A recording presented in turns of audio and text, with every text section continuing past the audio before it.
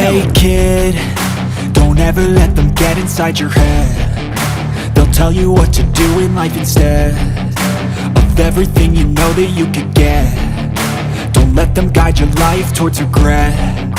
I'll fight for what I love with every breath. My past is filled with things I won't forget. I use them all to push me to my best. So treat the worst of times just like a test.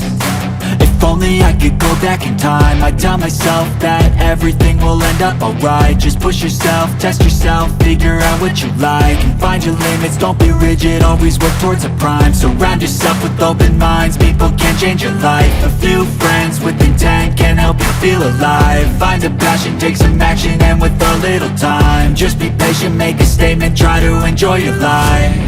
They'll try to kick you while you're down. They wanna rise up while you drown. They wanna fill your head with doubt. They're silently scared that you'll figure it out. I'll make it look like I'm losing, won't bother hiding my bruises. And when they finally think you're wounded, then it's your chance to be ruthless.